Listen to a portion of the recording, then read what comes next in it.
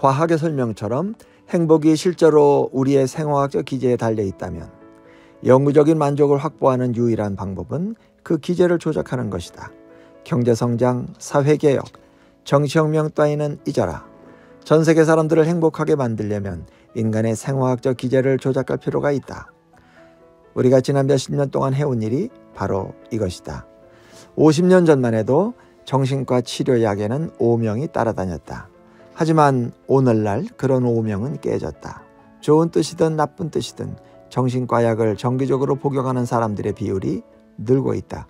그들은 심신을 피폐하게 하는 정신질환을 치료하는 것뿐 아니라 일상적인 기분 저하와 주기적 우울감에 대처하기 위해 그런 약을 먹는다. 예컨대 리탈린 같은 각성제를 복용하는 초등학생이 늘고 있다. 2011년 미국에서 350만 명의 어린이가 ADHD 치료약을 복용했다. 영국에서는 1997년에 9만 2천 명이던 ADHD 환자가 2012년에는 78만 6천 명으로 증가했다. 원래 목적은 주의력 장애를 치료하는 것이었지만 요즘은 건강에 아무 문제가 없는 어린이들이 단지 성적을 올리고 교사와 부모의 기대에 부응하기 위해 그런 약물을 복용한다. 많은 사람들이 이러한 추세에 반대하며 문제는 어린이들이 아니라 교육 제도에 있다고 주장한다. 학생들이 주의력 장애, 스트레스, 낮은 성적으로 고통받는다면 낡은 교수법, 조밀한 학급, 부자연스럽게 빠른 생활 템포에서 원인을 찾아야 마땅하다. 바꿔야 할 것은 아이들이 아니라 학교가 아닐까. 이 논쟁의 변천사는 흥미롭다. 수천 년 동안 사람들은 교육 방법을 놓고 갑론을 박해했다. 고대 중국도, 빅토리아 시대의 영국도 모두 자기 방법이 옳다고 주장하며 다른 대안들에 격렬히 반대했다. 그럼에도 지금껏 모두가 동의한 점이 하나 있으니 바로 더 나은 교육을 위해서는 학교를 바꿔야 한다는 것이다. 그런데 오늘날 역사상 처음으로 학생들의 생화학 기제를 바꾸는 것이 더 효과적이라고 생각하는 소수의 사람들이 나타났다. 군대도 같은 길로 가고 있다. 이라크에 주둔하고 있는 미국인 병사 가운데 12%, 아프가니스탄에 주둔 중인 미국인 병사 가운데 17%가 전쟁의 압박과 고통을 덜기 위해 수면제나 항우울제를 복용했다. 이 병사들에게 두려움과 우울증과 트라우마를 일으키는 것은 포탄이나 지뢰나 차량 폭탄이 아니다. 호르몬, 신경 전달 물질, 신경망이 그런 문제들을 일으킨다. 두 명의 병사가 같은 곳에 어깨를 맞대고 매복하고 있어도 한 명은 공포에 얼어붙어 제정신을 잃고 이후 수년 동안 악몽에 시달리는 반면 다른 병사는 용감하게 싸워 수훈 메달을 받는다. 두 병사의 차이는 생화학 기제라는 것이다. 그 기제를 제어하는 방법을 찾는다면 우리는 더 행복한 병사들과 더 효율적인 군대라는 두 마리 토끼를 한 번에 잡을 수 있을 것이다. 생화학적 행복 추구는 세계 최대의 범죄 원인이기도 하다. 2009년 미국 연방교도소에 수감된 죄수들 가운데 절반이 약물 때문에 그곳에 들어왔다. 이탈리아에서는 수감자의 38%가 마약 관련 범죄로 유죄 판결을 받았다. 영국에서는 수감자의 55%가 마약 복용 또는 거래와 관련한 범행을 저질렀다고 보고했다.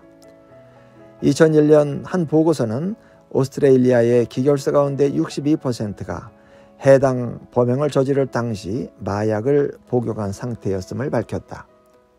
사람들은 잊기 위해 술을 마시고 마음의 평화를 위해 담배를 피우고 예리함과 자신감을 얻기 위해 코카인과 메탄페타민을 복용한다.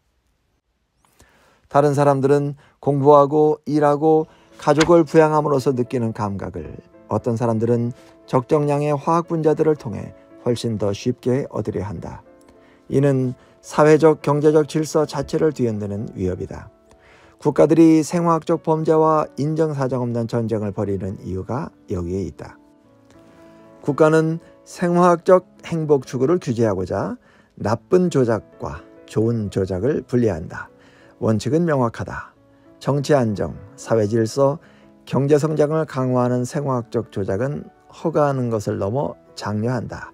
예를 들어 학교에서 과잉 행동을 하는 아이들을 차분하게 하거나 불안해하는 병사들을 진정시켜 전투에 내보내는 것 말이다. 반면에 안정과 성장을 위협하는 조작은 금지한다. 하지만 매년 새로운 약물이 대학 연구실과 제약회사와 범죄 조직에서 탄생하고 국가와 시장의 필요도 변한다. 생화학적 행복 추구가 가속화됨에 따라 정치, 사회, 경제의 모습도 바뀔 것이고 그럴수록 생화학적 행복 추구를 통제하기가 훨씬 더 어려워질 것이다. 게다가 약물은 시작에 불과하다. 실험실의 전문가들은 이미 인간의 생화학적 기제를 조작하는 더 정교한 방법들을 시험하고 있다. 예를 들면 뇌의 적절한 위치에 직접적인 전기 자극을 가하거나 우리 몸의 청사진을 유전적으로 조작하는 것이다. 어떤 방법을 쓰든 생화학적 조작을 통해 행복을 얻는 일이 쉽지는 않을 것이다. 왜냐하면 생명의 기본 패턴을 바꾸는 일이기 때문이다. 하지만 기아, 역병, 전쟁을 극복하는 것 역시 쉽지는 않았다. 물론 생화학적 기제를 조작해서까지 행복을 추구해야 하는지는 생각해 볼 문제다. 어떤 사람들은 행복이 그 정도로 중요하진 않으며 개인의 만족을 인간 사회의 가장 높은 목표로 삼는 것은 잘못이라고 주장할 것이다. 또 어떤 사람들은 행복이 최고선이라는 데는 동의하지만 행복의 생물학적 정의가 쾌감을 느끼는 것이라는 데는 이의를 제기할 것이다. 약 2300년 전 에피쿠로스는 제자들에게 무절제한 쾌락 추구는 사람을 행복하게 만들기보다 비참하게 만들 가능성이 높다고 경고했다. 그보다 약 200년 전에 부처는 훨씬 더 급진적인 주장을 했다. 그는 쾌감을 추구하는 것이 바로 인간 고통의 근원이라고 가르쳤다. 그런 감각들은 순간적으로 일어났다가 사라지는 무의미한 동요일 뿐이라는 것이다. 쾌감을 느껴도 우리는 만족하기는커녕 더 많이 갈구한다.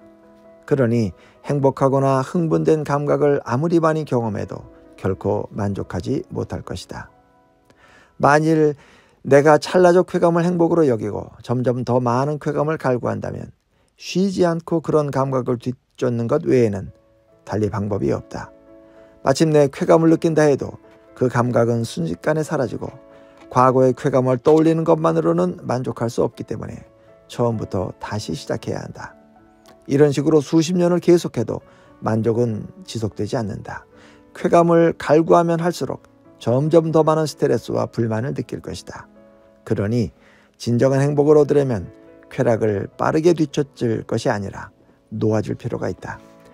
행복에 대한 이런 불교적 시각은 생화학적 시각과 공통점이 많다.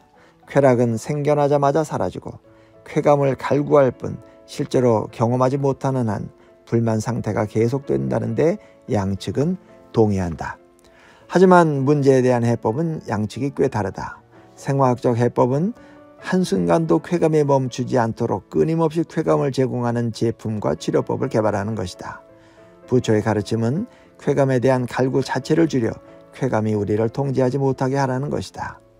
부처의 말씀에 따르면 우리는 마음 수련을 통해 감각들이 끊임없이 일어났다 사라지는 것을 주의 깊게 관찰할 수 있다.